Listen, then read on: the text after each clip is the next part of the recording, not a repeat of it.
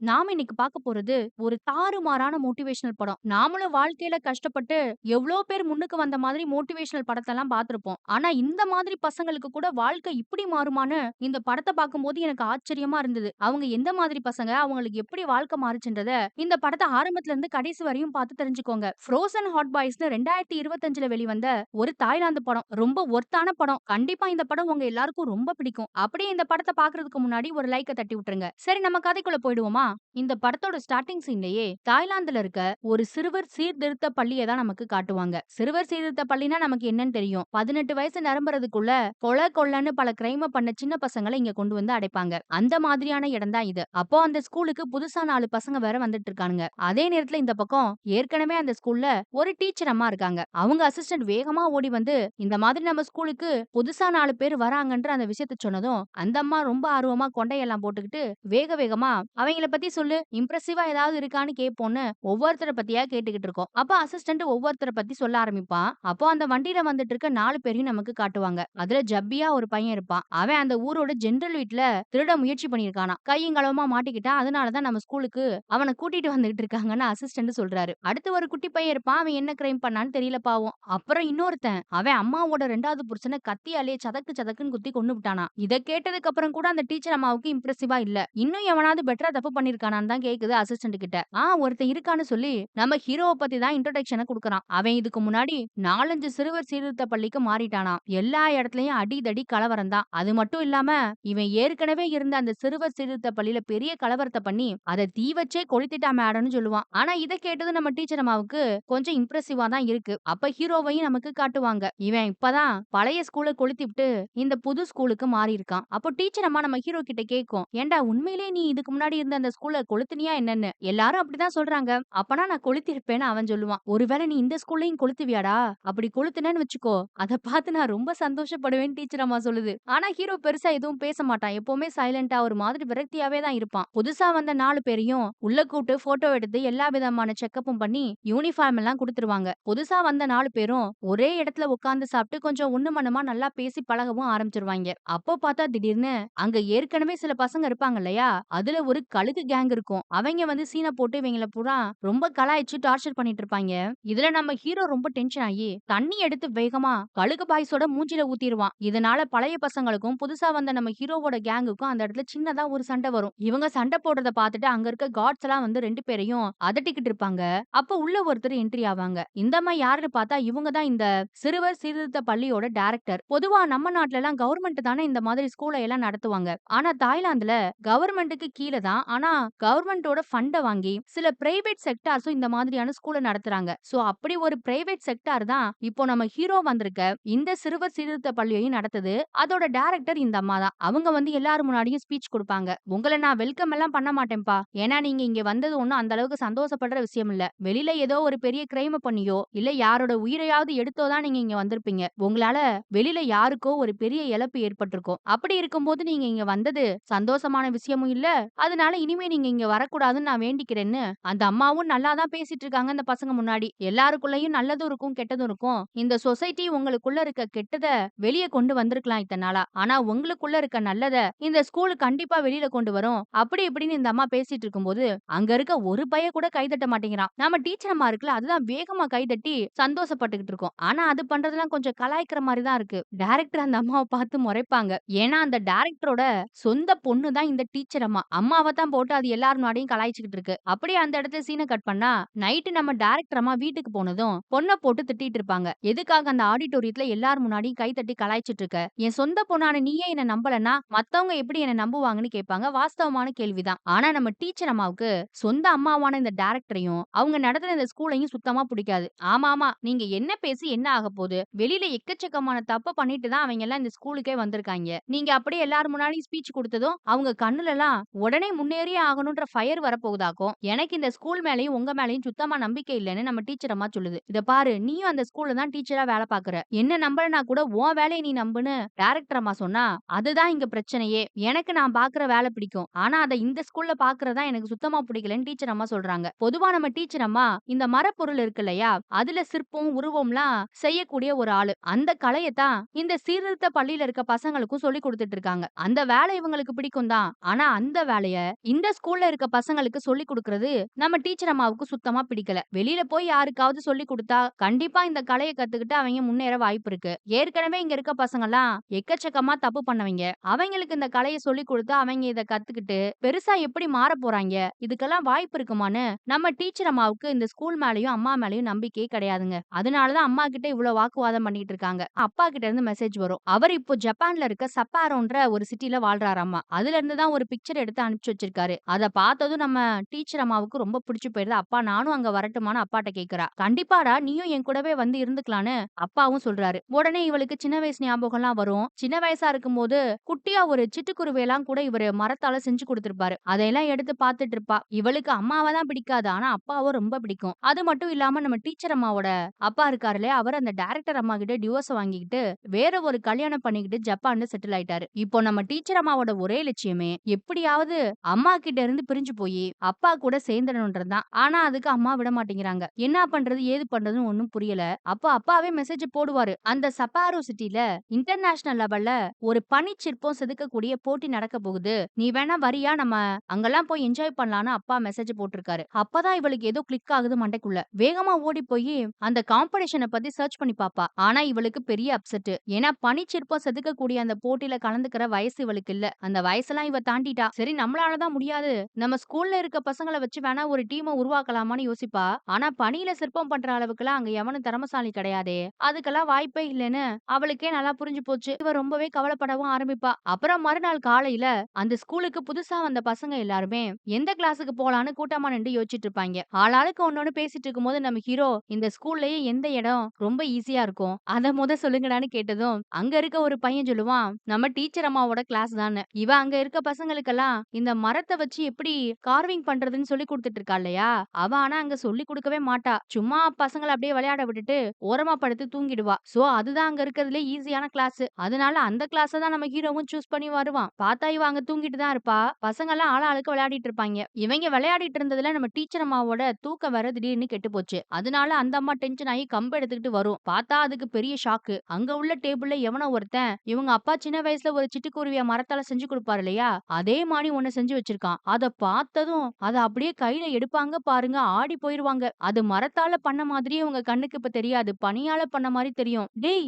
எவன்டா இது இந்த குருவிய பண்ணதுன்னு பக்கத்துல இருக்க அந்த குண்டு பையன் கிட்ட எல்லாம் கேட்பாங்க. நான் இல்லன்னு அவன் சொல்லிருவான். ஆக்சுவலா அத பண்ணது நம்ம ஹீரோ தான். ஆனா அவன் அங்க இருக்க மாட்டான். பண்ணி வச்சுட்டு கிளம்பி போயிருப்பான். வேக வேகமா அவனை தேடி இந்த டீச்சர் அம்மா ஓடும். ஓடி போய் அவன் சட்டைய புடிச்சு டேய் நீயாடா இத பண்ணேன்னு கேட்டா ஆமான்னு சொல்லுவான். எப்புட்றா எங்க இருந்துடா கத்துக்கிட்டேன்னு கேட்டா என் குடும்ப தொழிலே இதுதான் மேடம், என் அப்பா கிட்ட இருந்தா கத்துக்கிட்டேன்னு அவன் சொல்றான். அப்ப உன்னால இந்த பனிக்கட்டில எல்லாம் பண்ண முடியுமான்னு கேட்டா, பனிக்கட்டியா அதுல எல்லாம் எனக்கு பண்ண தெரியாது, எனக்கு வுட்ல பண்ண தெரியும், இல்ல மெழுகுல பண்ணுவேன், பனில எல்லாம் பண்றதுக்கு வாய்ப்பே இல்லன்னு அவன் சொல்லிட்டான். டேய் டேய் இருடா நம்ம வேணா ட்ரை பண்ணி பாப்போம்னு வேக வேகமா அவனை கூட்டிட்டு வந்து பனிக்கட்டி எல்லாம் ரெடி பண்ணி டூல்ஸ் எல்லாம் கொடுத்து ட்ரை பண்ணி பாருன்னு சொல்லும். ஆனா அவனுக்கு நம்பிக்கை இல்ல. ஏன்னா இதுக்கு முன்னாடி இவன் ஐஸ் கட்டியில இந்த சிற்பம் எல்லாம் பண்ணதே கிடையாது. அவன் ரொம்பவே தயங்குவான். ஆனாலும் நம்ம டீச்சர் அம்மா தான் ஒரு தடவையாவது ட்ரை பண்ணி பாருடான்னு சொன்னதுனால வேற வழி இல்லாம டூல்ஸ் எல்லாம் எடுத்து ட்ரை பண்ணிட்டு இருக்கான். அவனு என்னென்னமோ பண்ணிட்டு இருக்கான் அந்த பனிக்கட்டி வச்சு. ஆனா இவன் என்ன பண்றான்னு டீச்சர் அம்மாவுக்கு ஒண்ணுமே புரியல. அப்புறம் டக்குன்னு பண்ணி முடிச்சிட்டேன்னு சொல்லுவான். பெருசா அந்த பனிக்கட்டில எந்த உருவமும் வந்த மாதிரி தெரியல. அந்த அம்மாவும் அதை எடுத்து தண்ணி ஊத்தி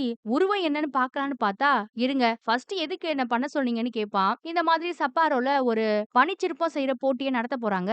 நம்ம வேணா ஒரு டீமை உருவாக்கி அந்த போட்டியில போய் கலந்துப்போமான்னு நம்ம டீச்சர் அம்மா ஹீரோவை பார்த்து ஆர்வமா கேட்பாங்க. ஆனா அவன் லூசு மாதிரி பேசாதீங்க டீச்சர்னு சொல்லிட்டு கிளம்பிடுவான். ஆனா போறதுக்கு முன்னாடி உங்க முகத்தை தான் நான் அதுல செதுக்கி வச்சிருக்கேன், நல்லா பாருங்க தண்ணி ஊத்தின்னு சொல்லிட்டு போவான். உடனே நம்ம டீச்சர் அம்மாவுக்கு ஆர்வம் தாங்காது. வேக வேகமா ஒரு பாட்டில் தண்ணி எடுத்து அந்த பனிக்கட்டி மேல ஊத்தி பார்த்தா அது ஒரு நாயோட முகம். அவங்க செம்ம கடுப்பாயிடுவாங்க. ஆனாலும் நம்ம ஹீரோ சூப்பரா தான் செதுக்கி வச்சிருக்கான். அவங்களுக்கு ஹீரோ மேல ஒரு நம்பிக்கை வந்துருச்சு. எப்படியாவது நம்ம ஒரு டீமை ஃபார்ம் பண்ணி இவனை வச்சு அந்த காம்படிஷனுக்கு போயே ஆகணும்னு வெறித்தனமா இந்த அம்மா அப்போ கிளம்பிடும். அப்புறம் மறுநாள் காலையில அந்த ஸ்கூல்ல இருக்க பசங்களை பாக்குறதுக்காக அவங்களோட அம்மா அப்பாலாம் நிறைய பேர் வந்திருப்பாங்க. நம்ம ஹீரோவும் அவனோட கேங்கும் ஒரு பக்கம் அமைதியா உட்கார்ந்துருக்கோம். ஏன்னா இவங்களெல்லாம் பாக்குறதுக்கு பெருசா யாரும் வந்திருக்க மாட்டாங்க. ஆனா அந்த கழுகு கேங்ல ஒரு பையன் இருப்பான்ல, அவன் ஒரு பணக்கார வீட்டு பையன். அவனை பாக்குறதுக்காக அவங்க அம்மா அப்பாலாம் வந்து வீட்ல இருந்து சமைச்சு கொண்டு வந்து அவனுக்கு பாசமா ஊட்டி எல்லாம் விட்டுக்கிட்டு இருக்காங்க. அதையே நம்ம ஹீரோ ஏக்கமா பாத்துக்கிட்டு இருப்பான். அப்ப திடீர்னு ஒருத்தர் வந்து ஹீரோவோட அப்பா அவனை பார்க்க வந்திருக்காருன்னு சொல்லுவாரு. ஹீரோவுக்கு ஆனா அதுல நம்பிக்கை இல்ல தான். ஆனாலும் வேண்டா வெறுப்பா போறான். பார்த்தா உண்மையிலே அவனோட அப்பா தான் வந்திருக்காரு. அவரை இங்க வர சொன்னதே நம்ம டீச்சர் அம்மா தான். இந்த மாதிரி ஜப்பான்ல ஒரு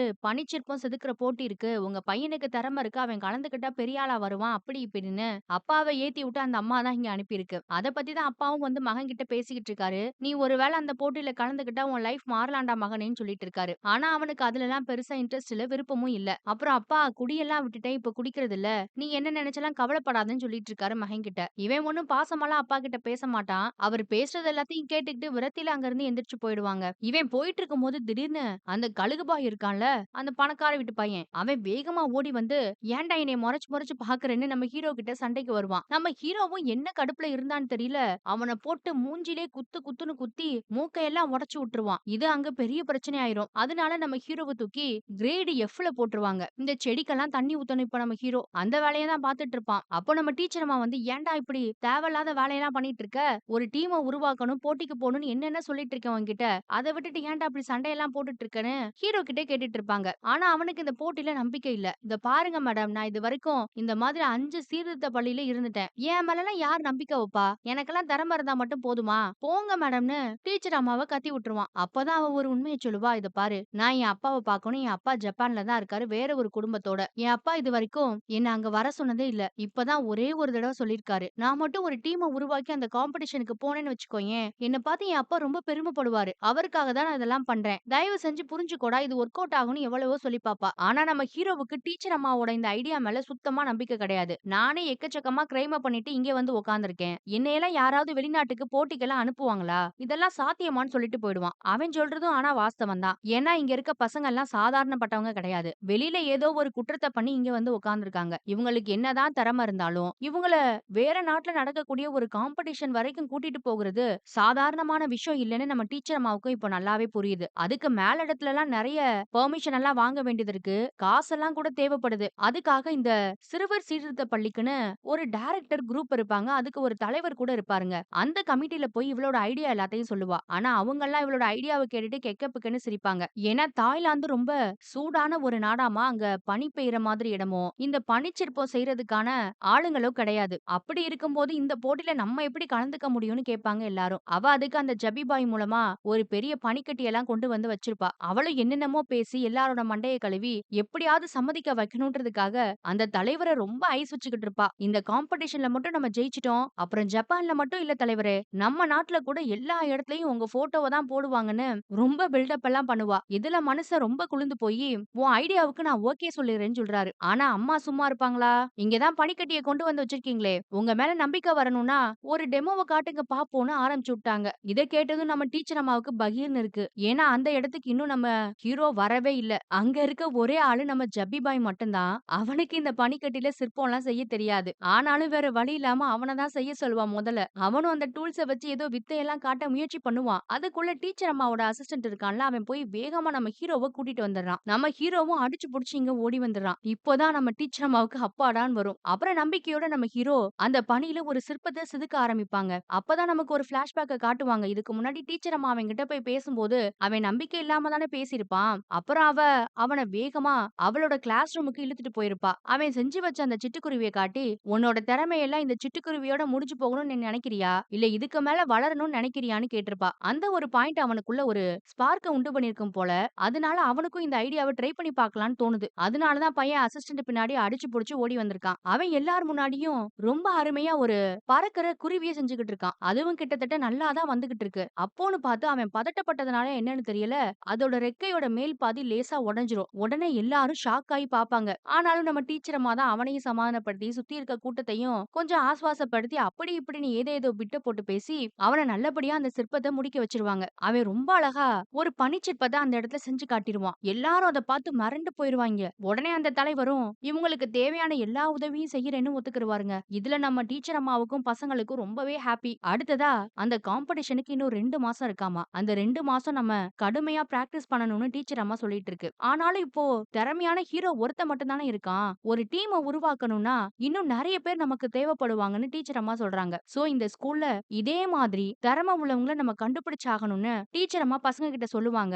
அதனால நம்ம ஹீரோ, அசிஸ்டன்ட், அந்த ஜப்பி பாய்ன்னு எல்லாரும் ஸ்கூல் முழுக்க யாருக்கெல்லாம் வரையிற, சிற்பங்கள் செய்யக்கூடிய திறமை இருக்கோ அத எல்லாத்தையும் ஒளிஞ்சிருந்து கண்டுபிடிச்சிட்டு இருப்பாய்ங்க. அப்போ கழுகு கேங்ல இருக்க ஒருத்தனுக்கு நல்ல படம் வரையிற திறமை இருக்கிறத நம்ம ஹீரோ நோட் பண்ணுவான். அவன் தான் அந்த கேங்ல இருக்க எல்லாருக்கும் கழுகு டாட்டூ கூட போட்டு விட்டுருப்பான். அந்த பையனும் எப்ப பார்த்தாலும் அந்த ஸ்கூல்ல உட்கார்ந்து வரைஞ்சுக்கிட்டே தாங்க இருப்பான். இத அவங்க நோட் பண்றாய்ங்க. ஆனா அவன்கிட்ட போய் இன்னும் அப்ரோச் பண்ணல. அதே நேரத்துல நம்ம ஹீரோ இந்த ஸ்கூலுக்கு வரும்போது, கூடவே இன்னொரு பையனும் வந்திருப்பான்.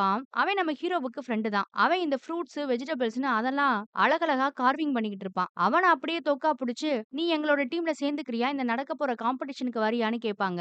அவன் ஆனா ஹீரோ மாரிலாம் பிடிவாதம் பண்ண மாட்டான். உடனே ஓகே சொல்லிடுவான். இப்போ கொஞ்சம் கொஞ்சமா டீமும் ரெடி ஆயிக்கிட்டு இருக்கு. நம்ம டீச்சர் அம்மா தான் எல்லாருக்கும் ட்ரெய்னிங் எல்லாம் குடுத்துக்கிட்டு இருப்பாங்க. இத அங்க இங்க ஒளிஞ்சு நின்னு நம்ம டைரக்டர் அம்மாவும் பார்த்துக்கிட்டு தான் இருக்காங்க. அப்புறம் இந்த நாட்ல ஸ்னோ கிடையாது இல்லையா? இவங்களால அதிகமா பனிக்கட்டி வாங்கி பிராக்டிஸும் பண்ண முடியாது. அதனால கூகுள்ல சர்ச் எல்லாம் பண்ணி ஃபேக்கான ஸ்னோவ எப்படி உண்டாக்குறதுன்னு கண்டுபிடிச்சு, அதுக்கு நெறைய கெமிக்கல், பவுடர்ன்னு என்னென்னத்தையோ வாங்கிட்டு வந்து, நம்ம டீச்சர் அம்மா எல்லாத்துக்கும் ஆன்லைன் மூலமாவே எப்படி ஒரு பனிச்சிற்பத்த பண்றதுன்னு ட்ரெய்னிங் எல்லாம் குடுத்துட்டு இருப்பாங்க. அவங்களும் கொஞ்சம் கொஞ்சமா அத எல்லாத்தையும் கத்துக்கிறாங்க. அப்புறம் நம்ம டீச்சர் அம்மாவே நேர்ல போய் அந்த கழுகு கேங்ல இருக்க பையன் கிட்ட பேசுவாங்க. எங்களோட டீம்ல வந்து சேர்ந்துக்கிறியாடான்னு. அவன் யோசிக்கிறதுக்குள்ள கூட இருக்க அல்லுசுலலாம், அதெல்லாம் அவன் வரமாட்டான். இதெல்லாம் ஒரு வேலையான்ற மாரி டீச்சர் அம்மாவ நோஸ் கட் பண்ணிருவாய்ங்க. இத பாரு, ஒழுங்கா இவங்க பேச்செல்லாம் கேட்காத.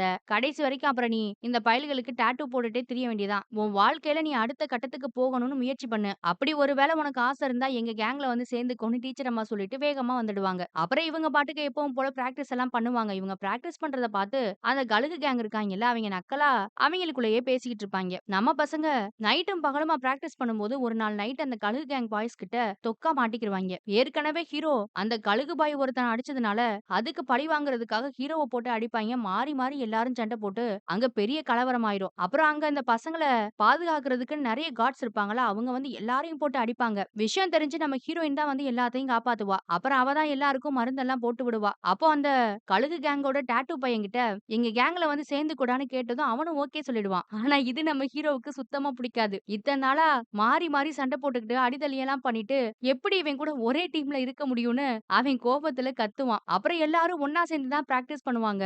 ஆனா இப்போ ஒழுங்கா பிராக்டிஸ் எல்லாம் பண்ண மாட்டாங்க. மாறி மாறி அந்த கழுகு கேங்கோட டாட்டூ பையன் கூட சண்டை தான் போட்டுட்டு இருக்காய்ங்க. இவங்க போடுற சண்டைய பார்த்து நம்ம டீச்சர் அம்மாவுக்கு தலையே வெடிக்கிற மாரி இருக்கும். இதுக்கு நடுவுல நடக்க போற காம்படிஷனுக்கு ஆன்லைன்ல அப்ளை எல்லாம் பண்ணி அவங்களோட டீமுக்கு ஃப்ரோசன் ஹாட் பாய்ஸ்ன்னு பேரெல்லாம் கூட வச்சிருவாங்க. அடுத்து நம்ம பசங்க எல்லாருமே ஜப்பான்ல நடக்கக்கூடிய அந்த ஸ்னோ ஃபெஸ்டிவலுக்கு போகணும்னா, அதுக்கு முன்னாடி தாய்லாந்துல முதல் கட்டமா 2 போட்டி நடக்க போகுது. அதுல ஜெயிச்சா தான் இவங்களால ஜப்பானுக்கே போக முடியும். சோ அந்த காம்படிஷனுக்காக எல்லாரும் ரெடி ஆயி சூப்பரா போயிருவாங்கங்க. அங்க நெறைய ஸ்கூல்ல இருந்து இன்னும் 2 டீம் கூட வருவாங்க. ஆனா அவங்கலாம் சாதாரணமா படிப்பாங்கல்ல ஸ்கூல்ல, அந்த மாதிரி பசங்க.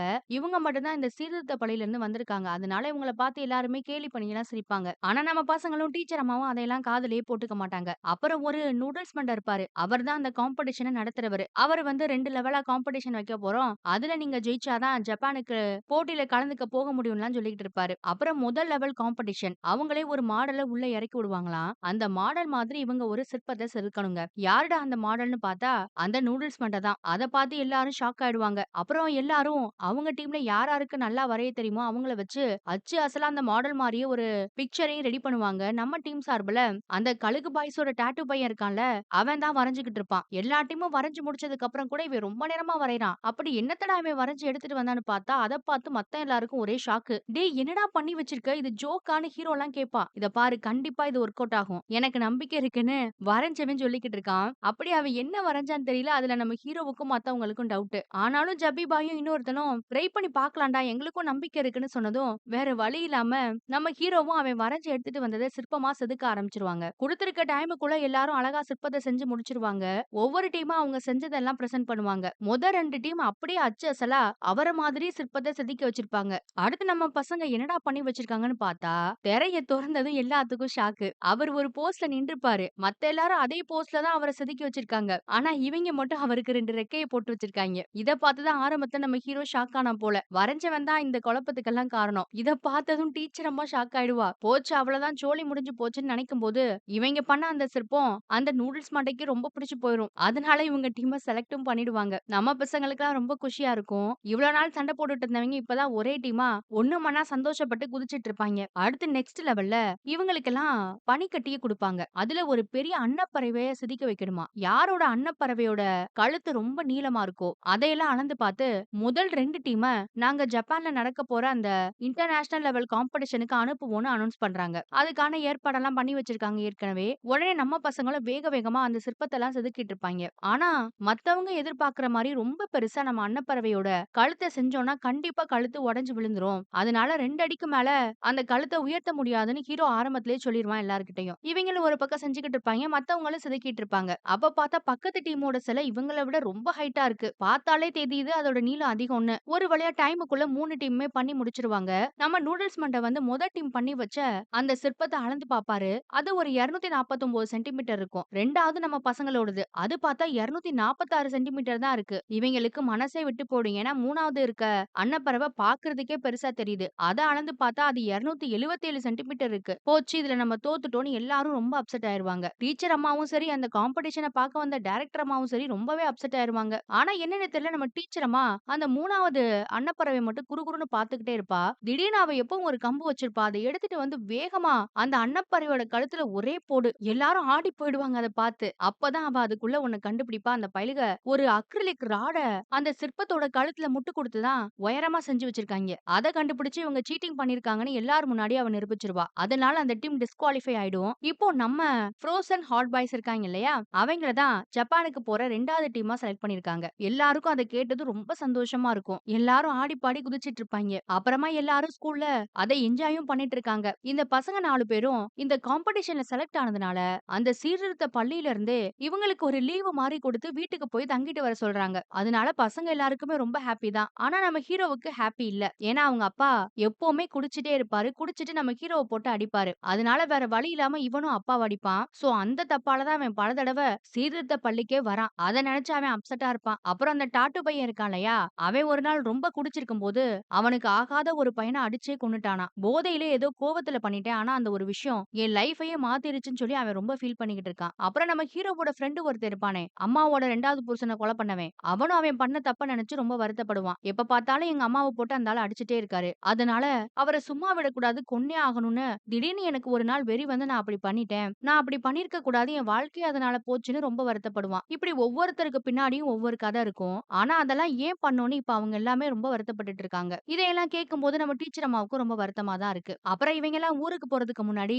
இவங்களுக்கு ட்ரெய்னிங் குடுக்கறதுக்காக ஸ்கூல்ல சமைக்கிறதுக்காக கறி எல்லாம் பதப்படுத்துவாங்க இல்லையா? அந்த கூலிங் ரூம்ல போட்டு சட்டையெல்லாம் கழட்ட சொல்லி நம்ம டீச்சர் அம்மா அலப்பற பண்ணிட்டு இருக்கோம். அவங்களால அந்த குளிர தாங்கவே முடியாது. டேய் இதவே தாங்கலன்னா எப்படிடா? நம்ம போற இடத்துல இத விட குளிரா இருக்கும்னு சொல்லிக்கிட்டு இருக்கு. அப்புறம் அவங்களுக்கு சர்ப்ரைஸா ஃப்ரோசன் ஹாட் பாய்ஸ்ன்னு நேம் எல்லாம் போட்டு யூனிஃபார்ம் எல்லாம் அரேஞ்ச் பண்ணிருப்பாங்க. அதையெல்லாம் குடுத்ததும் அவங்களுக்கு இன்னும் சந்தோஷம் தான். நாங்களும் ஒரு சர்ப்ரைஸ் வச்சிருக்கோம்னு சொல்லி அவங்களே கைப்பட குட்டியா கார்விங் பண்ணி ஒரு கை செயின கொண்டு வந்திருப்பாங்க டீச்சர் அம்மாவுக்காக. அத ஆசையோட குடுப்பாய்ங்க. அது மட்டும் இல்லாம நாங்க பண்ண தப்பால இந்த சமுதாயத்துல இருக்க எல்லாருமே எங்கள ஒரு குப்பை மாதிரி தூக்கி போட்டுட்டாங்க. ஆனா நீங்க மட்டும் தான் எங்கள வித்தியாசமா பார்த்தீங்க. எங்களுக்குள்ள இருக்க திறமைய பார்த்தீங்க. அதனால தான் நாங்க இன்னைக்கு இந்த இடத்துல நிக்கிறோம். நீங்க பண்ண எல்லாத்துக்குமே தேங்க்ஸ்ன்னு சொல்லுவாய்ங்க. அந்த அம்மாவுக்கு அத கேட்டதும் கண்ணெல்லாம் கலங்கி போயிரும். அசிஸ்டன்ட்டே பாவம் ரொம்ப அழுதுருவான். இந்த 4 பசங்களும் வெக்கேஷனுக்கு வீட்டுக்கு போயிட்டு வந்ததுக்கு அப்புறமா காம்படிஷனுக்காக ஜப்பானுக்கு போற அந்த நாளும் வரும். எல்லாரும் ஜம்முன்னு யூனிஃபார்ம போட்டுக்கிட்டு ஏர்போர்ட்ல நிப்பாங்க. நம்ம டீச்சர் அம்மாவுக்கு ரொம்பவே சந்தோஷமா இருக்கும். ஏன்னா இந்த காம்படிஷன் எல்லாத்தையும் தாண்டி ஜப்பான்ல இருக்க அப்பாவ பார்க்க போகணும்ன்றது தான் அவளோட மிகப்பெரிய ஆசை. அது கொஞ்ச நேரத்துல நடக்க போகுதுன்னு நினைச்சு டீச்சர் அம்மாவுக்கு ரொம்ப குஷியா இருக்கும். அப்புறம் இந்த பசங்கலாம் போட்டோலாம் எடுத்து பேட்டி எல்லாம் கூட குடுத்துட்டு இருப்பாய்ங்க. அப்ப திடீர்னு பார்த்தா ஒரு அம்மா ஓடி வந்து நம்ம டாட்டூ பையன ஓங்கி சப்பு சப்புன்னு அரைஞ்சுபுடும். அவங்க வேற யாரும் இல்ல இந்த பையன் ஒருத்தன கொன்னான்ல அவனோட அம்மா தான். என் பையன் மட்டும் செத்து போகணும். ஜெயில்ல கிடக்க வேண்டிய இவனுக்கு போட்டியெல்லாம் ஒரு கேடா? இவன் மட்டும் ஒரு நல்ல வாழ்க்கைய வாழணுமான்னு அந்த அம்மா ரொம்ப திட்டுவாங்க. அப்புறம் நம்ம டைரக்டர் அம்மா தான் வந்து அவன் பண்ணது தப்புதாம்மா. அதுக்கு அவன் மட்டும் காரணம் கிடையாது. சமுதாயத்துல இருக்க நம்மளும் தான் காரணம். நான் உங்ககிட்ட மன்னிப்பு கேட்டுக்கிறேன்னு சொல்லி மன்னிப்பெல்லாம் கேட்டு அந்த அம்மாவே ஆறுதல் படுத்துவாங்க. அதே நேரத்துல நம்ம டாட்டூ பாய் இதெல்லாம் பார்த்து ரொம்பவே அப்செட் ஆயிருவான். அவங்க சொல்றதெல்லாம் கரெக்ட் தான் டீச்சர். நான் இதுக்கெல்லாம் தகுதியானவன் இல்ல. நீங்க போயிட்டு வாங்க. என்னால வர முடியாதுன்னு சொல்லி ரொம்ப அழ ஆரம்பிச்சுருவான். இத பாரு உனக்கு புரியுதா இல்லையா? நீ இப்போ ஒரு குற்றவாளியா இருக்கலாம்டா. ஆனா இந்த அடையாளத்த நீ மாத்தணும். அதுக்கு உனக்கு கிடைச்ச ஒரே வாய்ப்பு இதுதான். உனக்கு புரியுதா இல்லையான்னு நம்ம டீச்சர் அம்மா சொன்னதும் அவன் ரொம்ப அழ ஆரம்பிச்சுருவான். நான் பண்ணதெல்லாம் தப்புதான்னு சொல்லி ரொம்ப அழுவான். அப்புறம் எல்லாரும் சேர்ந்து அவன ஒரு வழியா சமாதானப்படுத்தி ஜப்பானுக்கும் கூட்டிட்டு போயிருவாங்க. அப்புறம் இவங்க போய் ஜப்பான்ல லேண்ட் ஆனதும் இந்த பசங்கள்லாம் முதல் தடவை அங்கதான் ஸ்னோவ பாப்பாய்ங்க. அப்புறம் எல்லாரும் அந்த ஸ்னோல கொஞ்ச நேரம் விளையாடிட்டு சப்பாரோ சிட்டிக்குள்ளயும் போயிருவாங்க. அங்க போய் போட்டோஸ் எல்லாம் எடுத்துட்டு இருப்பாங்க. அப்ப நம்ம டீச்சர் அம்மாவோட போனுக்கு அப்பா கிட்ட இருந்து மெசேஜ் வரும். சாரிம்மா உன்ன ரிசீவ் பண்ண வர முடியல. உன்ன நான் நாளைக்கு பாக்குறேன்னு மெசேஜ் போட்டிருப்பாரு. இதுல நம்ம டீச்சர் அம்மாவுக்கு கொஞ்சம் அப்செட் தான். அவங்க ஒரு மாரி ஆயிடுவாங்க. அப்புறம் இவங்க ரூமுக்கெல்லாம் போய் செட்டில் ஆனதுக்கு அப்புறமா அந்த காம்படிஷனுக்கு போய் ஆகணும். அந்த காம்படிஷன் சொல்லப் போனா 3 நாள் நடக்குதுங்க. 3 நாளா இவங்க ஒரு பெரிய பனி சிற்பத்த ரெடி பண்ணணும். இவங்க மட்டும் கிடையாது. இதே மாரி வேற வேற நாட்டுல இருந்து நெறைய டீம் வந்திருக்காங்க. அதுக்கான முதல் நாள் ஆரம்பமாக போது அதுக்காக எல்லாரும் கிளம்பி ரெடி ஆயிட்டு இருப்பாங்க. அப்போ நம்ம டாட்டூ பாயும் நம்ம ஹீரோவோட ஃப்ரெண்டும் ஒரு நியூஸ பாப்பாய்ங்க. அதுல பார்த்தா ஒரு பெரிய ஷாக்கு. நம்ம ஹீரோ இருக்கான் இல்லையா? அவன் வெக்கேஷனுக்கு வீட்டுக்கு போகும்போதும், அவங்க அப்பா குடிச்சிட்டு அவன்கிட்ட தகராறு பண்ணியிருப்பாரு. அதனால வேற வழி இல்லாம அந்த பையன் அப்பாவ அடிச்சிருப்பான். இப்ப அதத்தான் நியூஸ்ல போட்டுட்டு இருக்காங்க. அவன் வீட்டுக்கு பக்கத்துல இருக்க லேடீஸ்லாம் இந்த மாதிரி அப்பாவ அடிச்சு காயப்படுத்துற பையனெல்லாம் எப்படி வெளிநாட்டுக்கு இந்த கவர்மெண்ட் அனுப்புதுன்னு பேட்டியெல்லாம் குடுத்துட்டு இருப்பாங்க. அத பார்த்ததும் இவனுக்கு ரொம்ப கஷ்டமாயிடும். அப்பா இவன அடிக்கிறது யாருக்கும் தெரிய மாட்டேங்குது. ஆனா தன்ன காப்பாத்திக்கிறதுக்காக இவன் அப்பாவ அடிக்கிறது மட்டும் எல்லாரும் தப்பா பேசுறாங்களேன்னு ஒரு மாதிரி அப்செட் ஆயிருவான். அதே நேரத்துல அசிஸ்டன்ட் ஓடி வந்து டீச்சர் அம்மாவ காணோம். அவங்க அப்பாவ பார்க்க அவங்க போயிருக்காங்களா? அதனால நீங்கலாம் காம்படிஷன் போவீங்களா? அப்படி அவங்க எழுதி வச்சுட்டு கிளம்பி போயிட்டாங்கன்னு சொல்றாரு. இத கேட்டதும் மத்த எல்லாருக்கும் ஷாக்கு. ஏன்னா எப்படி ஒரு சிற்பத்த ரெடி பண்ணணும்ன்ற அந்த அவுட்லைன் நம்ம ஹீரோவுக்கும் டீச்சர் அம்மாவுக்கும் தான் நல்லா தெரியும். அந்த அம்மா இப்படி பாதியிலே விட்டுட்டு அப்பாவ பார்க்க ஓடும்னு இவங்க எதிர்பார்த்ததே இல்ல. அதனால எல்லாரும் அப்செட் ஆயிருவாங்க. இந்த கேப்ல அப்செட்டா இருந்த நம்ம ஹீரோ வேற அங்க இருந்து ஓடி போயிடுவான். வேற வழி இல்லாம மத்த பசங்க தான் போட்டி நடக்கிற இடத்துக்கு போவாங்க. அங்க ஒரு பெரிய பனிக்கட்டியே வச்சிருப்பாங்க இவங்களுக்காக. மத்த டீமும் ரெடியா இருக்கும். மத்தவங்க எல்லாம் வித்த காட்டி ஏதேதோ பண்ணிட்டு இருப்பாங்க. ஆனா இவங்களுக்கு ஹீரோவும் டீச்சர் அம்மாவும் இல்லாம என்ன பண்ணணும், ஏது பண்ணணும்னு ஒண்ணுமே புரியாது. அதனால அங்க சும்மாவே உட்கார்ந்திருப்பாங்க. ரொம்ப நேரம் உட்கார்ந்திருந்து பார்த்துட்டு, நம்ம இப்படி இருக்கிறதுக்கு பேசாம அவங்கள போய் தேடவாது செய்யலாம்னு சொல்லிட்டு அவங்களும் சிட்டிக்குள்ள போயிடுவாங்க. இந்த பக்கம் பார்த்தா நம்ம டீச்சர் அம்மா அப்பாவ பார்க்க வந்திருக்கு. அவர் இருக்கிற இடத்துக்கே. அவருக்கு மகள பார்த்ததும் சந்தோஷம் தான். அப்புறம் அப்பா கூட கொஞ்சம் நல்லா ஸ்னோல விளையாடிட்டு ஒரு ஹோட்டலுக்கும் போவாங்க. அப்பா நல்லபடியா பேசுவாரு. உனக்கு எப்ப என்ன பார்க்கணும்னு தோணுதோ அப்பல்லாம் நீ ஜப்பானுக்கு வாமான்னு சொல்லுவாரு. ஆனா இவ என்ன எதிர்பார்க்கறான்னா, அப்பாவ அப்பப்ப வந்து பார்க்க கூடாதாமா. அப்பா கூடயே தங்கணும், செட்டில் ஆகணும்னு தான் ஆசைப்படுறா. அத அவ மனசு விட்டு சொன்னதும் அவரோட முகம் ஒரு மாதிரி மாறி போச்சு. அவர் எதுவுமே சொல்லல. என்ன நம்ம தகப்பன் ஒண்ணுமே சொல்ல மாட்டேங்கிறாருன்னு டீச்சர் அம்மா முழிச்சுக்கிட்டு இருக்கும்போது அவரோட இன்னொரு குடும்பம் வரும். அவருக்கு இன்னொரு குட்டி பொண்ணு வேற இருக்கா. அவங்கலாம் வந்து நம்ம டீச்சர் அம்மா கிட்ட நல்லா தான் பேசிட்டு இருப்பாங்க. ஆனா அந்த குடும்பத்துக்கு ஜாப்பனீஸ் மொழி மட்டும் தான் தெரியும். நம்ம டீச்சர் அம்மாவுக்கோ தாய்லாந்து மொழி மட்டும் தான் தெரியும். ஆனா இந்த 2 மொழியும் தெரிஞ்சது டீச்சர் அம்மாவோட அப்பாவுக்கு தான். அவர் தான் 2 பேத்துக்கு நடுவுல டிரான்ஸ்லேட் பண்ணிட்டு இருப்பாரு.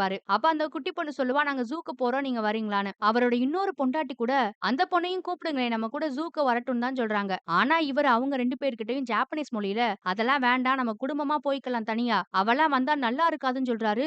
இதுல இன்னொரு பெரிய ட்விஸ்ட் என்னன்னா, தகப்பன் கூட வந்து செட்டில் ஆகுற ஆசையில நம்ம டீச்சர் அம்மா ஜாப்பனீஸ் மொழியும் கத்து வச்சிருக்கு. அது பாவம் அப்பாவுக்கு தெரியாது. அவ டக்குனு ஜாப்பனீஸ் மொழியில அந்த குட்டி பொண்ணுகிட்ட, "நான் ஜூக்கு வரலம்மா. நீயே போயிட்டு வா. நீ கூப்பிட்டதே சந்தோஷம்னு" சொல்லிருவா. இத கேட்டதும் அப்பாவுக்கு முகமே மாறி போயிடும். நம்ம டீச்சர் அம்மாவும் அழுதுகிட்டே அங்கிருந்து வெளியில வந்துடுவாங்க. இன்னொரு பக்கம் நம்ம ஹீரோ இருக்கான் இல்லையா? அவன் எங்க போறோம், என்ன பண்றோம்னு தெரியாம அவன் பாட்டுக்கு சுத்திக்கிட்டு இருப்பான். கிட்டத்தட்ட நைட்டும் ஆயிடும். அவனுக்கு போட்டி எங்க நடக்குது, எங்க இருக்கோம்னு கூட இப்ப தெரியல. அப்ப ஒரு வயசான பாட்டிய மீட் பண்ணுவான். அவங்க ரொம்ப வயசான காலத்துல கூட ஏதோ கடைய போட்டு வியாபாரம் பண்ணிட்டு இருப்பாங்க. அவங்கள பார்த்ததும் அந்த பயலுக்குள்ள ஏதோ ஒரு ஸ்பார்க் வந்துரும். யாரு நம்மள நம்புனாலும் நம்பலனாலும் பரவால்ல. நம்மள நாம நம்பி ஆகணும்னு அவனுக்கு திடீர்னு தோண ஆரம்பிச்சுரும். உடனே அந்த பாட்டி கிட்ட சப்பாரோக்கு எப்படி போகணும்னு கேட்டுக்கிட்டு அடிச்சு புடிச்சுட்டு அந்த சிட்டிக்கு மறுபடியும் ஓடி வருவான். இதுக்குள்ள மத்த பசங்க எல்லாருமே நம்ம ஹீரோவ பாத்துருவாங்க. அவங்களும் அவன தேடி ஓடி வருவாங்க. இவங்க எல்லாம் ஓடுறத கார்ல அழுதுகிட்டே வந்து நம்ம டீச்சர் அம்மாவும் பாத்துரும். உடனே அவங்க நம்ம ஹீரோ கிட்ட வந்து போட்டிக்கு போகாம நீ இங்க என்னடா பண்றன்னு கேட்பாங்க. உங்க அப்பாவ பாக்க போனீங்களே, நீங்க இங்க என்ன பண்றீங்கன்னு அவன் கேட்பான்.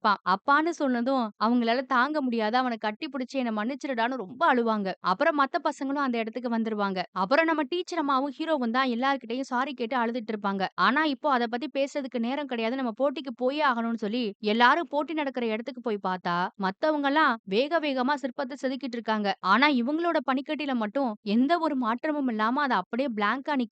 அத பார்த்து டீச்சர் அம்மாவுக்கு செம்ம ஷாக்கு. சரி பரவால்ல விடுங்கடா. ஒரு நாள் போனா என்ன? இன்னும் 2 நாள் இருக்கு. கண்டிப்பா நம்மளால முடியும். நம்ம ஃபீனிக்ஸ் பறவை மாதிரி உயரமா பறந்தே ஆவோம்னு சொல்லுவாங்க. மத்தவங்களுக்குலாம் ஒண்ணும் புரியல. டேய் உங்களுக்கு தெரியலையா? பாருங்கடா அந்த பனிக்கட்டிய பாருங்க. அதுல எனக்கு ஒரு ஃபீனிக்ஸ் பறவை தான் தெரியுது.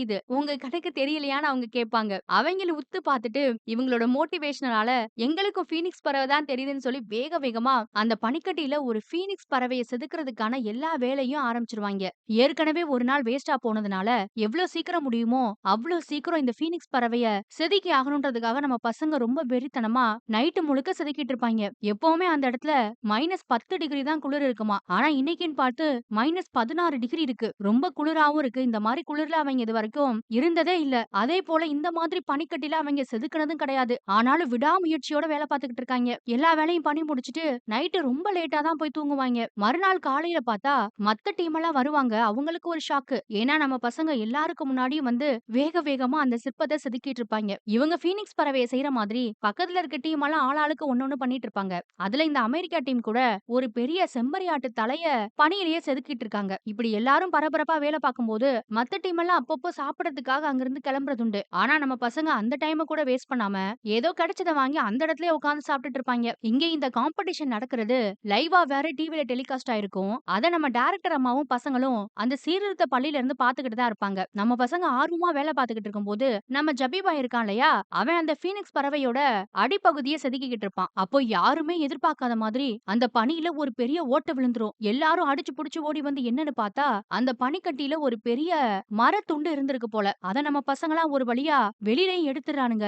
ஆனா இப்போ இவங்களுக்கு குடுக்கப்பட்ட அந்த பெரிய பனிக்கட்டியோட அடிப்பகுதியில ஒரு பெரிய ஓட்ட விழுந்து போச்சு. இத எல்லாத்தையும் நம்ம டைரக்டர் அம்மாவும் பார்த்துட்டு இருக்காங்க டிவில. அவங்களுக்குலாம் ரொம்ப கவலையா இருக்கும். என்ன பண்ண போறாங்களோ, ஏது பண்ண போறாங்களோன்னு. நம்ம டீம் இப்போ மொத்தமா குழம்பி நிக்கிறாங்க. ஏன்னா பனிக்கட்டி ரொம்ப லேசானது. அது எப்ப உருகி ஊத்தும், உடைஞ்சு விழுகும்னு யாராலயும் சொல்ல முடியாது. அப்படி இருக்கும்போது அதுல ஒரு பிரம்மாண்டமான ஃபீனிக்ஸ் பறவைய இவங்க செதுக்கிட்டு இருக்கும்போது, அடியில இப்படி ஓட்ட விழுந்ததுனால எப்ப வேணா அந்த மொத்த சிற்பமும் கொலாப்ஸ் ஆகலாம். அதனால என்னடா பண்றது, ஏதுடா பண்றதுன்னு யோசிச்சுட்டு இருக்காங்க. புதுசா ஐஸ் அள்ளி அந்த ஓட்டைக்குள்ள திணிச்சா கூட, அது அந்த அளவுக்கு ஸ்ட்ராங்கா நிக்குமான்னு தெரியல. அப்ப நம்ம டீச்சர் அம்மா தான் எல்லாருக்கும் ஐடியா குடுப்பாங்க. இப்ப வேற வழியே இல்லடா. நம்ம மொத்த டிசைனையும் மாத்தியே ஆகணும். ஏதாவது யோசிங்க. இந்த ஃபீனிக்ஸ் பறவை கீழ விழாம நிக்கணும். இந்த ஓட்டையும் சரி பண்ணணும். அதுக்கு நம்ம ஃபீனிக்ஸ் பறவையோட அடிப்பகுதி டிசைனை இன்னும் 1 மணி நேரத்துக்குள்ள மாத்தியே ஆகணும்னு டீச்சர் அம்மா சொல்றாங்க. இத கேட்டதும் படம் வரையிற நம்ம டாட்டூ பாய் ரொம்ப குழம்பி போயிடுவான். இன்னும் 1 மணி நேரத்துக்குள்ள என்ன பண்ண போறேன், ஏது பண்ண போறேன்னு அவன் யோசிச்சுட்டு இருக்கும்போது, நம்ம ஹீரோ தான் பாய்ஸ் இப்ப வேற வழியே இல்ல. அத நம்ம பண்ணி தான் ஆகணும்னு சொல்றான். ஒவ்வொருத்தரும் ஆமா அது ஒண்ணு தான் சொல்யூஷன்னு சொல்லிட்டு இருப்பாங்க.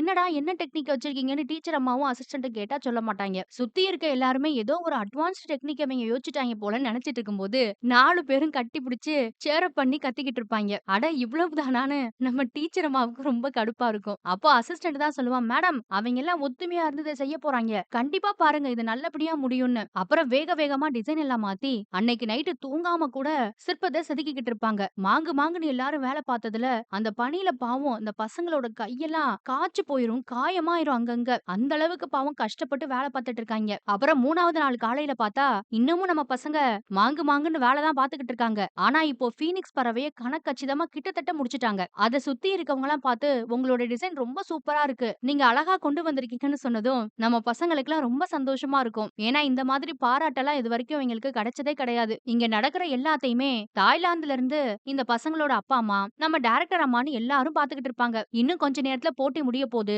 நம்ம பசங்களும் அந்த சிற்பத்த நல்லபடியா செதுக்கி முடிக்க போறாங்க. எல்லாம் நல்லபடியா போயிட்டு இருக்கும். ஒரு வழியா குடுத்த டைமுக்குள்ளயே நம்ம பசங்க அந்த ஃபீனிக்ஸ் பறவைய அழகா அந்த பனியில செதுக்கியும் முடிச்சிருவாங்க. எல்லாத்தையும் முடிச்சிட்டு தூரத்துல இருந்து அத பார்க்கும்போது அவ்ளோ அழகா இருக்கும். இத லைவ்ல பார்த்துட்டு இருக்க இந்த பசங்களோட அப்பா அம்மா, நம்ம டைரக்டர் அம்மான்னு எல்லாரும் சந்தோஷப்படுவாங்க. அந்த ஸ்கூல்ல கூட எல்லாரும் கூடி நின்னு டிவில இத தான் பார்த்துட்டு இருப்பாங்க. நம்ம பசங்க ஜெயிக்கணும் ஜெயிக்கணும்னு கத்திக்கிட்டு இருப்பாங்க. அதே நேரத்துல நம்ம பசங்க அத பிரமிப்பா பார்த்துக்கிட்டு இருக்கும்போது திடீர்னு லேசா ஒரு காத்தடிக்கும் பாருங்க. அந்த ஃபீனிக்ஸ் பறவையோட ரெக்கையில பெருசா ஒரு விரிசல் விழுந்து அது அப்படியே துண்டா விழற போற மாரி வரும். நம்ம பசங்கலாம் கத்திக்கிட்டு ஓடி போய் அத பிடிக்கலான்னு போகும்போது டம்முன்னு ஒரு சத்தம். ஒரு பெரிய பனி அப்படியே கீழ சரிஞ்சு போச்சு. எல்லாரும் இத பார்த்து ஷாக் ஆயிடுவாங்க. டைரக்டர் அம்மாவுக்குலாம் என்ன சொல்றதுன்னே தெரியாது. அப்புறம் தான் நமக்கு அத தெளிவா காட்டுவாங்க. கீழ விழுந்தது என்னமோ ஃபீனிக்ஸ் பறவையோட அந்த ரெக்கை இல்ல. அமெரிக்க டீம் பண்ண செம்பரி ஆடு சிற்பத்தோட தலை. அப்போ விரிசல் விட்ட ஃபீனிக்ஸ் பறவையோட ரெக்கைக்கு என்னடா ஆச்சுன்னு பார்த்தா, வேகமா ஓடி போன நம்ம ஹீரோவும் டாட்டூ பாயும் அத கீழ விழாம பிடிச்சுட்டாங்க. ஆனா விரிசல் இன்னும் அப்படிதான் இருக்கு. இவங்க கீழ கைய எடுத்தாங்க. அது டொம்முன்னு கீழ விழுகிறது மட்டும் தான் பாக்கி. மத்தவங்க எல்லாம் வேக வேகமா ஓடி போய் அந்த ரெக்கைய தாங்கி பிடிச்சுப்பாங்க. அப்புறம் பக்கெட் நெறைய புது ஐஸ எடுத்துட்டு வந்து அந்த விரிசல் விட்ட இடத்துல ஓரளவுக்கு அமிக்கி அமிக்கி நம்ம டாட்டூ பாய் சரி பண்ண முயற்சி பண்றான். அந்த பனிய மட்டும் அடைச்சா போதுமா? அது மறுபடியும் ஒட்டிக்கணும்ன்றதுக்காக தண்ணி எல்லாம் வேற ஊத்துவாங்க. இந்த டெக்னிக் ஆனா ஒர்க் அவுட் ஆகுமா என்னன்னு யாருக்கும் தெரியல. எப்படியாவது அது ஒட்டிக்கணும் ஒட்டிக்கணும்னு எல்லாரும் பிரேயர் பண்ணி கத்திட்டு இருப்பாங்க இந்த சீர்திருத்த பள்ளியில. வீட்ல இருக்கவங்களும் கூட அது ஒட்டிக்கணும் ஒட்டிக்கணும்னு கத்திக்கிட்டு இருப்பாங்க. நம்ம பசங்களுக்கு விடலாமா வேண்டாமான்னு ரொம்ப படபடப்பா இருக்கும். அப்ப பார்த்தா இன்னும் 10 செகண்ட் தான் இருக்கு. இவங்க இப்படி பிடிச்சுக்கிட்டே இருந்தாங்கன்னா கண்டிப்பா டிஸ்குவாலிஃபை ஆயிடுவாங்க. அதனால வேண்டாம் விட்டுறலாம். கண்டிப்பா அது நிக்கும்னு கொஞ்சம் கொஞ்சமா எல்லாரும் அதுல இருந்து கைய எடுப்பாங்க. ஆனா எல்லாருக்கும் உள்ளுக்குள்ள பக்கு பக்குன்னு இருக்கும். அது ஒட்டிக்குமா இல்ல விழுந்துடுமான்னு. ஏன்னா இன்னும் 2 செகண்ட் தான் இருக்கு. எல்லாரும் அதையே பார்த்துக்கிட்டு இருக்கும்போது நல்ல வேளையா அந்த ரெக்க கீழ விழுகல. அப்படியே நல்லா ஒட்டிக்கிச்சு. எல்லாருக்கும் அவ்ளோ சந்தோஷமா இருக்கும். தூரத்துல இருந்து அவங்க செதுக்குன அந்த ஃபீனிக்ஸ் பறவை பார்க்கிறதுக்கு நெஜம் மாரி தெரியும். சந்தோஷத்துல எல்லாரும் துள்ளி குதிச்சிட்டு இருப்பாங்க. நம்ம டைரக்டர் அம்மாவும் ஸ்கூல் பசங்களும் டிவில அத பார்த்து துள்ளி குதிச்சிட்டு இருப்பாங்க. நம்ம டீமுக்கு அந்த ஃபீனிக்ஸ் பறவையோட சிற்பத்த பார்க்கிறதுக்கு ரொம்ப பிரம்மாண்டமா தெரியும். எல்லாரும் அத பார்த்துட்டு இருப்பாங்க. கொஞ்சம் கொஞ்சமா அந்த பறவை தீப்பிழம்பு மாதிரி வானத்துல பறக்கிற மாதிரி தெரியும் நம்ம பசங்களுக்கு. அந்த அளவுக்கு அவங்களுக்கு அது ஒரு பெரிய சாதனையா இருக்கும். கடைசியா போட்டியோட வின்னரையும் அனௌன்ஸ் பண்ணிடுவாங்க. ஆனா ஜெயிச்ச கப்போட வேற ஒரு டீம் குதிச்சிட்டு இருக்கோம் சந்தோஷத்துல. நம்ம பசங்களுக்கு 2ண்ட் பிரைஸ் தான் கிடைச்சிருக்கு. ஆனாலும் அவனுங்களுக்கு பெரிய வருத்தம்லாம் இல்ல. நம்ம ரொம்ப பெரிய சாதனைய பண்ணிட்டோம்னு ரொம்ப சந்தோஷமா தான் இருக்காங்க. எல்லா பசங்களும் காம்படிஷன முடிச்சுட்டு ரொம்ப ஜாலியா வந்துட்டு இருப்பாங்க. அப்போ நம்ம டீச்சர் அம்மா ஹீரோவ கூப்பிட்டு கேட்பாங்க, "அடுத்து என்னடா பண்ண போற?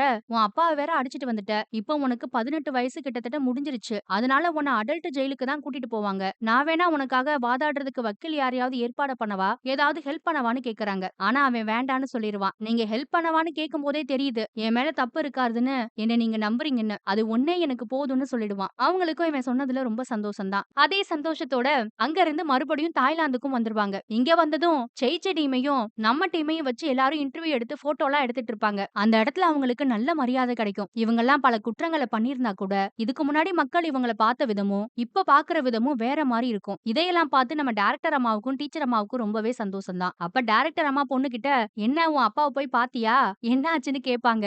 ஆனா அவ எதுவுமே சொல்ல மாட்டா. கண்ணெல்லாம் கலங்கும். சும்மா சொல்லக்கூடாது. "நீ இன்னைக்கு பெரிய சாதனைய பண்ணியிருக்க.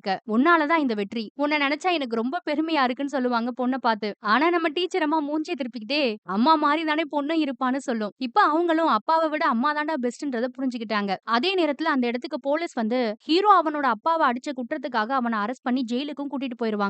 மறுபடியும் 2 வருஷம் கழிச்சு அந்த ஸ்கூல நமக்கு காட்டுவாங்க. இதுக்கு முன்னாடி பல குற்றங்கள பண்ணிட்டு வந்த இந்த பசங்க மேல நம்பிக்கையே இல்லாம, எந்த ஒரு கிளாஸையும் ப்ராப்பரா எடுக்காம நம்ம டீச்சர் அம்மா தூங்கிட்டே இருப்பாங்க இல்லையா? ஆனா இப்போ ரொம்ப நம்பிக்கையா அங்க இருக்க பசங்களுக்கெல்லாம் சின்சியரா அவங்களுக்கு தெரிஞ்ச கலைய சொல்லிக் குடுத்துட்டு இருக்காங்க. அங்க வேலை பார்க்குற கார்ட்ஸ் கூட பசங்கள எப்ப பார்த்தாலும் போட்டு அடிச்சுட்டே இருப்பாங்கல்ல. ஆனா அவங்களோட சேர்ந்து ஒண்ணும் மண்ணா சாப்பிட்டு அவங்கள நல்லபடியா ட்ரீட் பண்றாங்க. எல்லாருமே அந்த ஆடிட்டோரியத்துல உட்கார்ந்து நம்ம டைரக்டர் அம்மா பேசுறத ரொம்ப சீரியஸா கேட்டு அப்ரிஷியேட் பண்ணிட்டு இருக்காங்க. அப்புறம் நம்ம டாட்டூ பாய் கூட பண்ண தப்புக்கான தண்டனை எல்லாம் முடிஞ்சு அந்த ஸ்கூல்ல இருந்து ரிலீஸும் ஆயிடுவான். வந்த கையோட இவன் ஒரு பையன கொன்றுப்பான் இல்லையா? அவனோட சமாதிக்கு போய் பூவெல்லாம் வச்சு மரியாதை செலுத்திக்கிட்டு இருப்பான். அப்ப அந்த பையனோட அம்மா வருவாங்க. இவன பார்த்து எந்த கோவமும் படாம, "இனிமேலாவது ஒரு நல்ல வாழ்க்கைய வாழுப்பா தம்பின்னு" சொல்லுவாங்க. அவனுக்கு கண்ணெல்லாம் கலங்கும். அத அவனால தாங்கிக்கவே முடியாது. அழுதுகிட்டே அவங்கள பார்த்து கை கூப்பிட்டு ரொம்ப சந்தோஷமா அங்க இருந்து கிளம்பி போவான். இன்னொரு பக்கம் நம்ம டீச்சர் அம்மாவும் மத்த பசங்களும் ஒரு இடத்துல சந்தோஷமா சாப்பிட்டுட்டு இருக்கிறத நமக்கு காட்டுவாங்க. அங்க வந்து டாட்டூ பாயும் ஜாயின் பண்ணிக்கிறான். எல்லாரும் 2 வருஷம் கழிச்சு மீட் பண்றாங்க. ரொம்ப சந்தோஷமா இருக்காங்க. அப்படியே அந்த இடத்துல சீன கட் பண்ணா நமக்கு நம்ம ஹீரோவ காட்டுவாங்க. அவன் ஜெயில்ல இருந்து இன்னைக்கு தான் ரிலீஸ் ஆகுறான் போல. வெளியில வந்தா இவனுக்காக யாரும் வந்திருக்க மாட்டாங்க. ஏன் இவன் அப்பா கூட வந்திருக்க மாட்டாரு. அப்ப சட்டுன்னு ஏதோ இவன் மூஞ்சில அடிக்கும். என்னன்னு பார்த்தா ஐஸ் கட்டி. நம்ம மொத்த டீமும் அங்க வந்து ஐஸ் கட்டி எடுத்து இவன் மூஞ்சில ஆளுக்கு எரிஞ்சுகிட்டு இருப்பாங்க. இவனுக்கு அவங்களெல்லாம் பார்த்ததும் ரொம்ப சந்தோஷமா இருக்கும். வாடா நாங்க இருக்கோம்னு அவன கூட்டிட்டு எல்லாரும் ரொம்ப ஜாலியா போவாங்க.